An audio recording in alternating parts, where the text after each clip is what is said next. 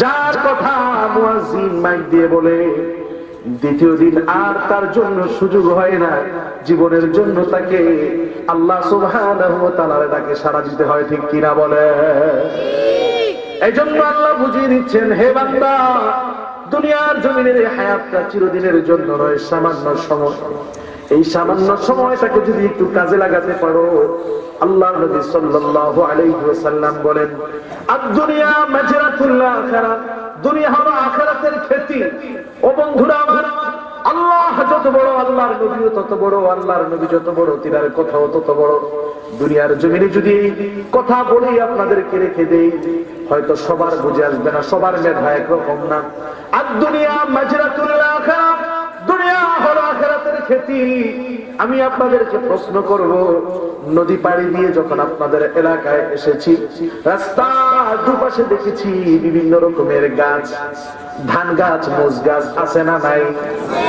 বলেন তো দেখি, আমাদের এলাকার সহজ সরল আল্লাহওয়ালা মুত্তাকি কৃষক ভাইরা 12 মাস লাগিয়ে এই গাছগুলো লাগায়।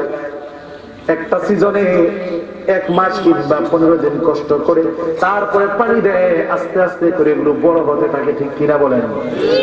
কথা বলেন না কেন বন্ধুরা আমার?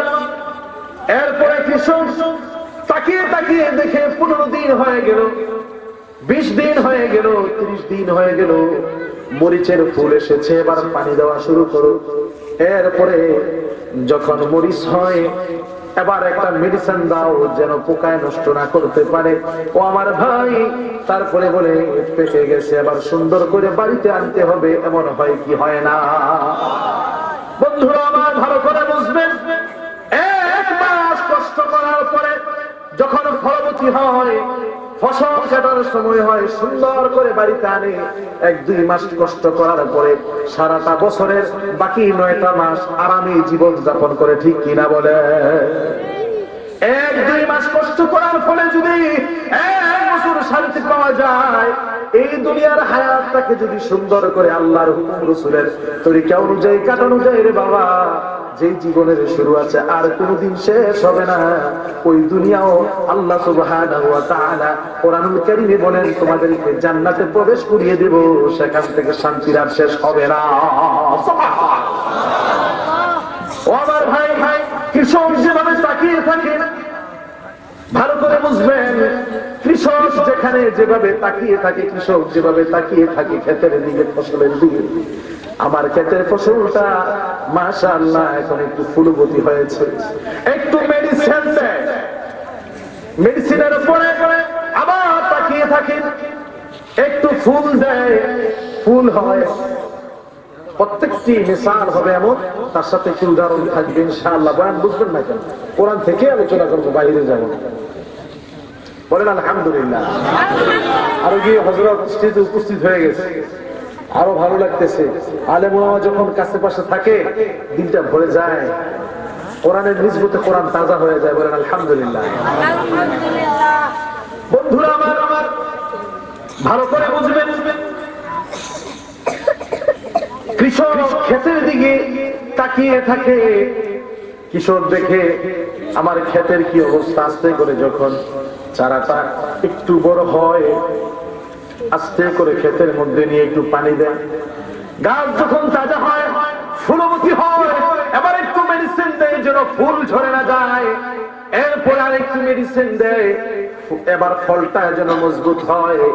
ফলটা যখন হয়, আর একটা বীজ দেয় কিংবা মেডিসিন দেয়, পোকায় না ধরতে পারে।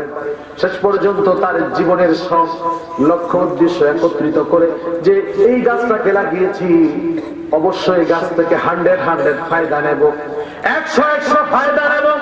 এবার কৃষক চিন্তা করে, এবার ফলটা খাবার উপযুক্ত হয়েছে, কেটে এনে সুন্দর করে এটাকে মারায় কিংবা গাছ থেকে পৃথক করে করার পরে সুন্দর করে এটাকে গুদামজাত করে সারাটা বছর সুন্দর করে চলে। ও আমার ভাই, আজকে ওয়াজ মাহফিল গুলো ঠিক তেমনি মুমিন মুসলমান যখন এই ওয়াজ মাহফিল গুলোর মধ্যে আসে, তাদের অন্তরের মধ্যে সতেজতা হওয়ার, সজীব হওয়ার, ইমান চাঙ্গা হওয়ার মেডিসিন দান করেন কে? আরো জোরে বলেন কে? খেতে কৃষক বিভিন্ন ওষুধ দেয়, মেডিসিন দেয়, কেননা ক্ষেতের মালিক কৃষক আর হৃদয়ের মালিক কে? আরো জোরে বলেন কে? আল্লাহ সুবহানাহু ওয়া তাআলা কোরআনুল কারীমের মধ্যে বলেছেন, মুমিন বান্দার সামনে যখন কোরআন তেলাওয়াত করা হয়, মুমিন বান্দার অন্তরকে আল্লাহ সুবহানাহু ওয়া তাআলা ঈমানের জ্যোতি বৃদ্ধি করে দিয়ে মুমিন বান্দাকে ঈমানের বলিয়ান বানিয়ে দেন। সুবহানাল্লাহ। হে আমার ভাই, ভালো করে বুঝবেন, এই দুনিয়ার হায়াতটা খেলাধুলা ছাড়া আর কিছু নয়। তো আপনাদের সামনে বললাম, এই দুনিয়ার হায়াতটা আল্লাহ নবী সাল্লাল্লাহু আলাইহি ওয়াসাল্লাম বলেন, দুনিয়া মাজরাতুল আখিরাত, দুনিয়া হলো আখিরাতের খেতি। সামান্য সময় কৃষক একটু কষ্ট করে এসে যেমন করে ফল গ্রহণ করে সারাটা বছর আরাম পায়, ঠিক তেমনি ভাবে ও আমার ভাই, আমি আপনি যদি একটু দুনিয়ার এই সামান্য ক্ষণস্থায়ী হায়াতের মধ্যে একটু চেষ্টা করতে পারি, আল্লাহর হুকুম রাসূলের অনুযায়ী চলতে পারি, আল্লাহ সুবহানাহু ওয়া তাআলা জীবনের শুরু থাকবে, আখিরাতে জীবনের আর কোনোদিন শেষ থাকবে না। জীবনের সব চাহিদাগুলো সেখানে পূরণ করে দিবেন কে? সেই আখিরাতের জীবনটা সুখময় করে দিবেন। এই সামান্য সময়ের জীবনটাকে একটু মূল্যায়ন করার দরকার আছে না নাই? আমার ভাই, আল্লাহ নবী বলেন এই দুনিয়ার জীবনটাকে কিভাবে মূল্যায়ন করবে। আল্লাহ নবী বলেন, ইশফিদ দুনিয়া কান্নাকা মুসাফির, এই দুনিয়ার হায়াতটা, এই দুনিয়ার জীবনটা তুমি মুসাফিরের মতো কাটাও, আও আবির সাবিলি, কিংবা পথিকের মতো কাটাও। এর কারণ কি বন্ধুরা? আজকে আপনাদের এলাকায় আমি ঢাকা সফর করে এসেছি, শরীয়তের হুকুমে আমি একজন মুসাফির, ঠিক কিনা বলেন? এবার আপনাদের কাছে প্রশ্ন, সকলে উত্তর দিবেন। আমি যদি আজকে এখন বাজে 11টা, আমি যদি 12টা পর্যন্ত ওই নদীর তীরে দাঁড়িয়ে থাকি আর মাহফিলের দিক থেকে আমার জন্য অপেক্ষা করে, বলেন তো দেখি মাহফিলের সমস্ত মানুষগুলো আমাকে বকা দিবে না ধন্যবাদ জানাবে? কেন? কত সহজ সরল ভাবে আমার মুসলমান ভাই বলেন আইলেন নাকি? কারণ আপনাকে তো আমরা এখানে চেয়েছি, আপনার কাজ তো এখানে সেখানে নয়। নদী দেখার অনেক সময় রয়েছে, কিন্তু সময় মতো স্টেজে আসা আপনার জন্য ফরজ, ঠিক কিনা বলেন? ও আমার ভাই, যদি এটা বুঝে থাকেন, যদি আমাকে বলেন সময় অপচয় করার কারণে নির্ভুল, আল্লাহ সুবহানাহু ওয়া তাআলার হাবিব এই কথাই বলছেন, হে মুসাফির, তুমি দুনিয়াতে এসেছো, তোমার জীবনটাকে মুসাফিরের মতো তুমি কাজে লাগাও। মুসাফির সফর করার সময় যদি অপচয় করে জীবনটা বরকতপূর্ণ হয় না। দুনিয়ার জীবনটা হচ্ছে মুসাফিরের জীবন, দুনিয়ার জীবনটা একদিন শেষ হয়ে যাবে। সুতরাং তোমার একটা লক্ষ্য উদ্দেশ্য রয়েছে, ওই লক্ষ্য উদ্দেশ্য থেকে যদি তুমি দূরে সরে যাও, তুমি যদি মূল সময়টাকে কাজে না লাগিয়ে সময়টাকে অপচয় করো, সময়টাকে কদর না করো, যেমন করে তুমি তোমার গন্তব্যস্থলে পৌঁছতে পারবে না, আল্লাহর দরবারে তুমি ধরা খেয়ে যাবে। ও আমার ভাই, ভালো করে বুঝবেন, এই দুনিয়ার হায়াতটা আল্লাহ নবী বলেন, তুমি সুন্দর করে মুসাফিরের মতো সময় অপচয় না করে তোমার লক্ষ্য উদ্দেশ্য স্থির করেছো, যেখানে গিয়ে তুমি থামবে, ওই জায়গার মধ্যে গিয়ে তুমি থামো। এর আগে তুমি সময়কে নষ্ট করবে না। হয়তো পথের মধ্যে সাপের খেলা দেখাবে, কিংবা বানরের নাচ দেখাবে, কিংবা চাকচিক্যকর বাড়িঘর দেখবে। যদি এগুলো দেখতে দেখতে তুমি সময় নষ্ট করো, তাহলে তুমি যেই উদ্দেশ্যে সফরের মধ্যে রওনা দিয়েছো সেখানে পৌঁছতে পারবে না। ঠিক তেমনি ভাবে দুনিয়ার এই হায়াতে যদি তুমি দুনিয়ার ধোঁকায় পড়ে তুমি সময় অপচয় করো, ঠিক তোমার জীবনের মূল্যবান সময়গুলো নষ্ট হয়ে যাবে, তুমিও ধোঁকা খেয়ে বোকা হয়ে যাবে। আল্লাহর দরবারে তোমার কোনো মূল্য থাকবে না। দুনিয়ার জমিন থেকে যদি গুনাহগার হয়ে তুমি অসুস্থ হয়ে যাও, মনে রাখবে আল্লাহর দরবারে একটা হসপিটাল রয়েছে, সেটার নাম কি?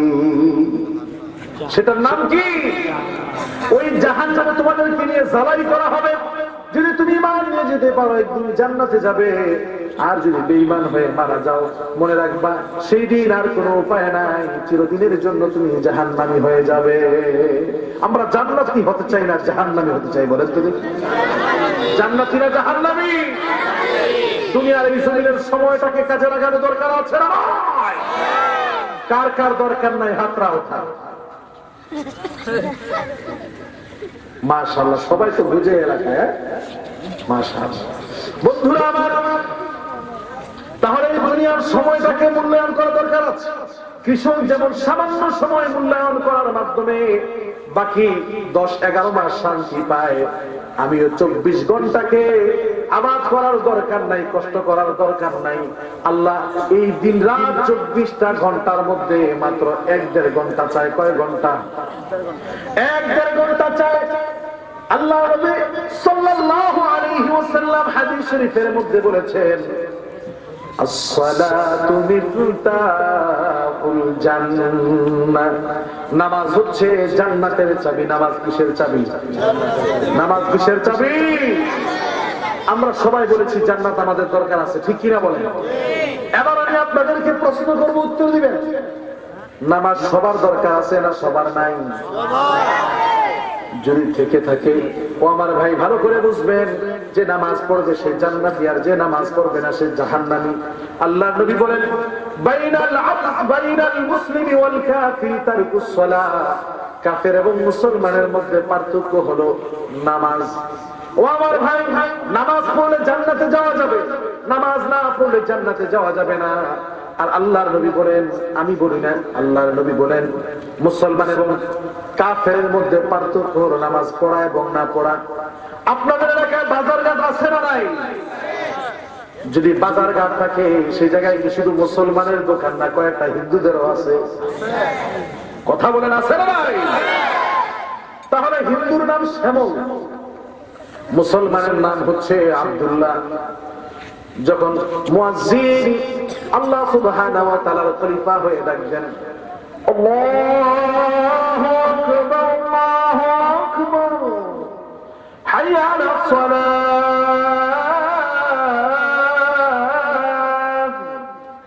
হাইয়া আলাল ফালাহ, ডাকে কি ডাকে না? ও ভাই, ডাকে কি ডাকে না? হাইয়া আলাস সালাত, নামাজের দিকে আসো।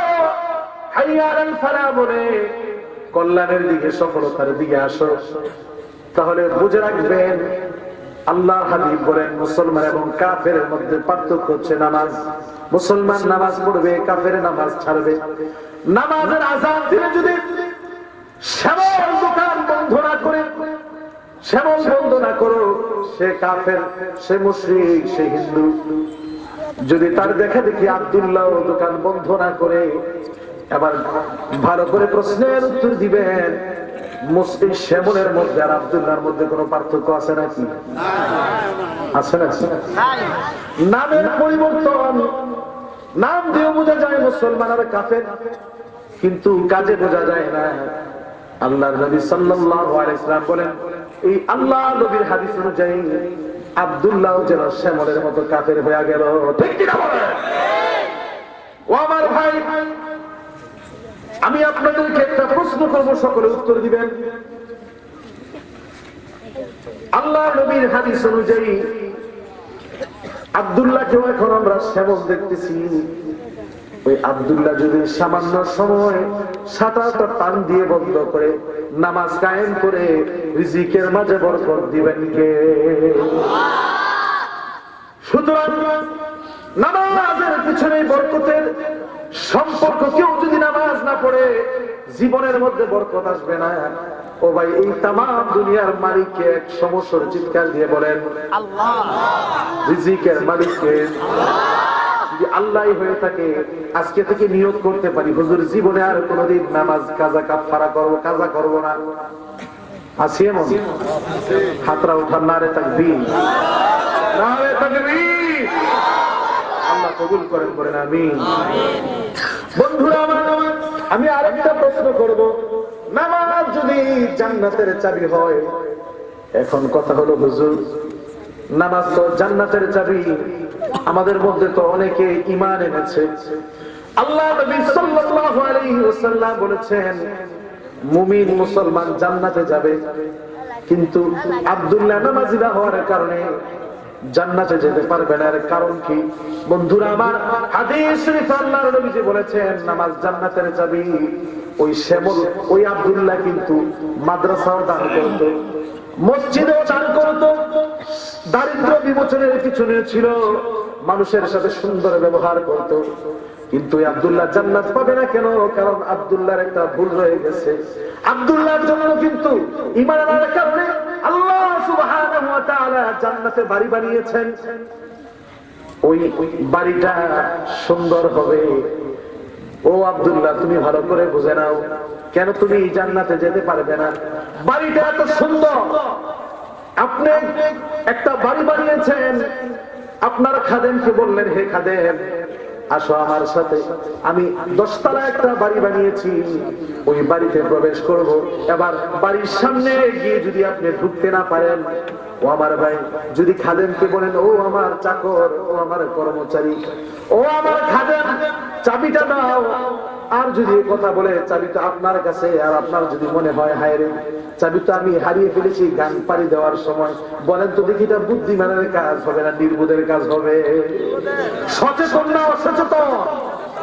ও আমার ভাই, দুনিয়ার জমিন থেকে আল্লাহ নবী তো বলেই দিয়েছেন, তুমি নামাজ পড়ো, বিশাল প্রাসাদ তোমার জন্য তৈরি আছে।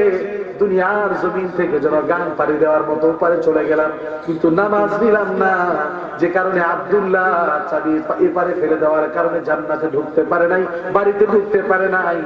মুমিন মুসলমান ঈমান আনার পরেও জান্নাতের জন্য ঢুকতে পারবে না, কারণ তার চাবিটা রেডি হয় নাই।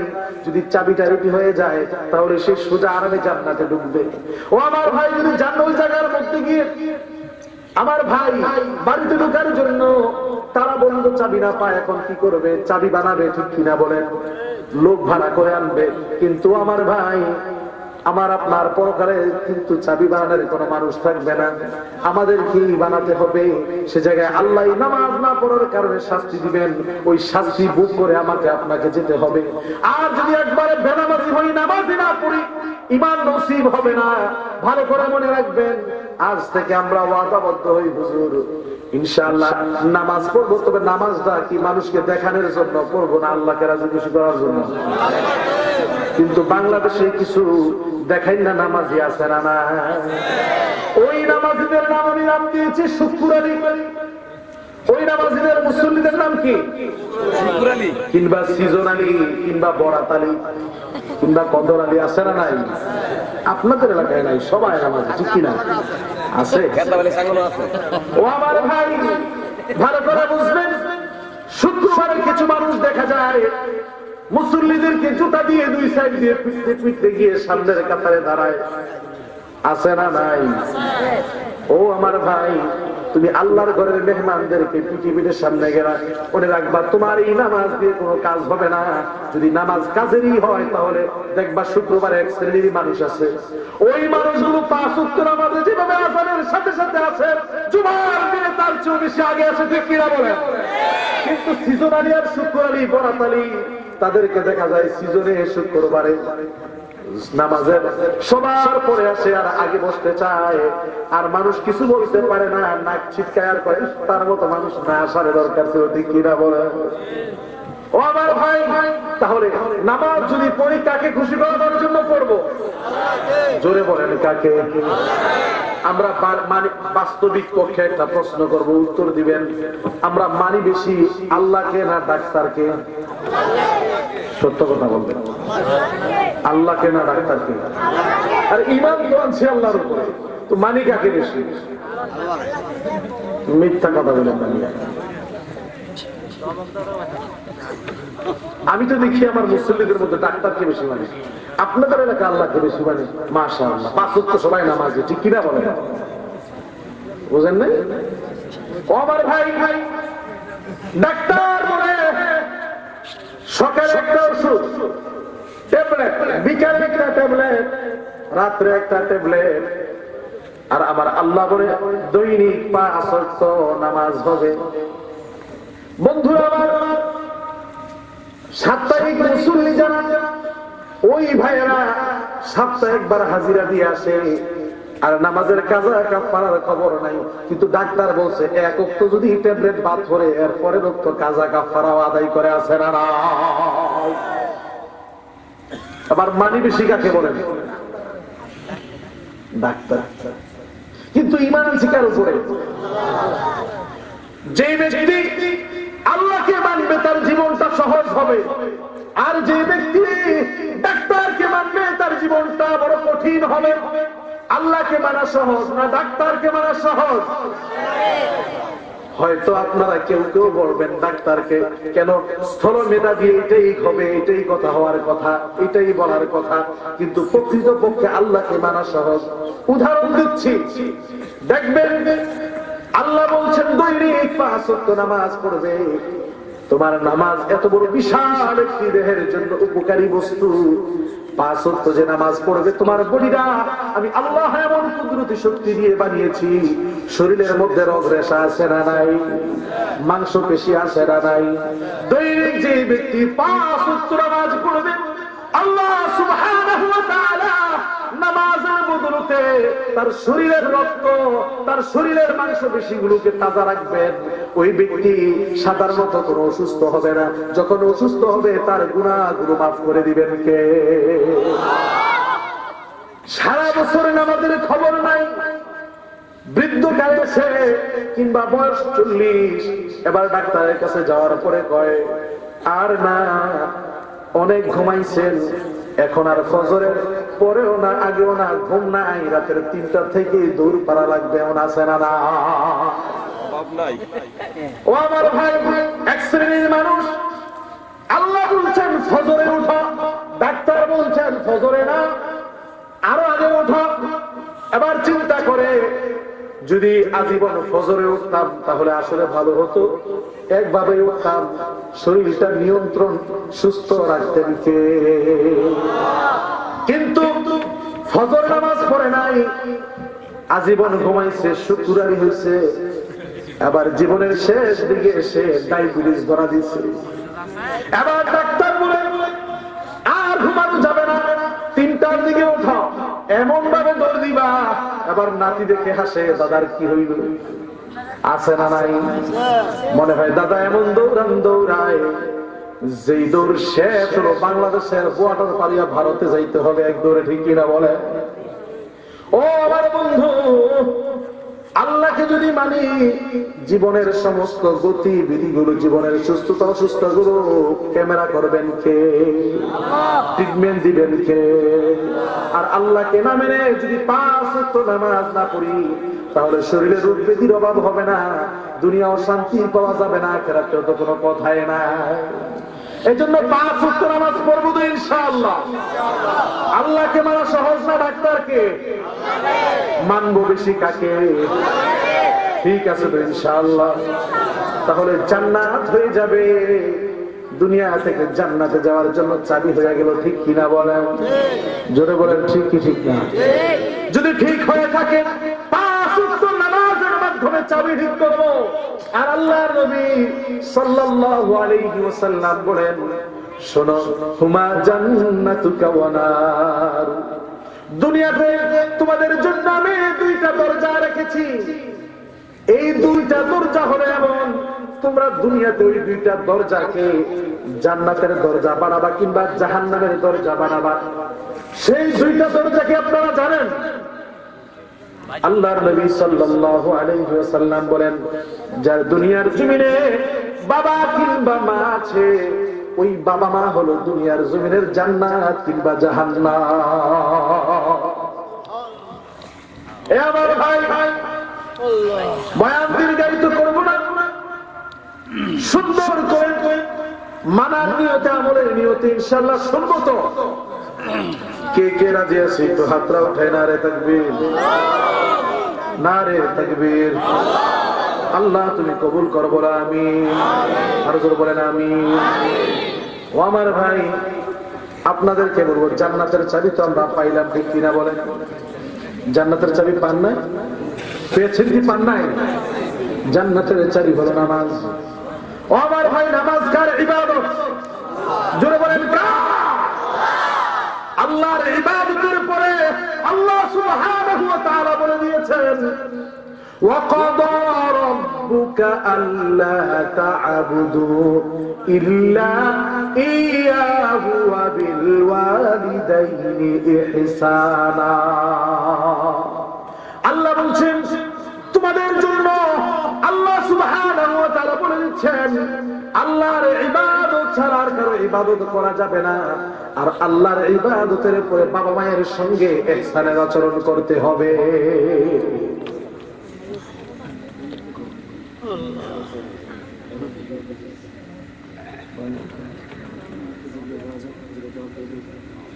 আচ্ছা ঠিক আছে, মেসেজ এসেছে, সময় সংক্ষিপ্ত, তো আল্লাহ তাআলা হায়াতে রাখেন ইনশাআল্লাহ বাকি আলোচনা আবার আমরা পরে শুনবো। হযরত এখানে এসেছেন ভাই, আলোচনা শোনার অনেক অনেক মাওকা আছে। আল্লাহ ভরসা ফজর নামাজ পড়া দরকার আছে না নাই? সারা রাত বয়ান শুনলাম, ফজর না পড়লে যেন এরকম আর কি। একটা গল্প বলে শেষ করতেছি। এক সময় একটা ডিম নিচ্ছে, ডিম ব্যাপারী নিয়ে বলতেছে ডিমটা মানে মনে মনে শখ আসতেছে, ডিমটা দিয়া আমি একটা বাচ্চা ফুটাবো। বাচ্চা ফুটানোর পরে এরপরে যখন এই ডিমটা থেকে একটা বাচ্চা হবে, বাচ্চাটা বড় হবে, রাতা হলে তো এটা ইনজেকশনের কাজ করবে।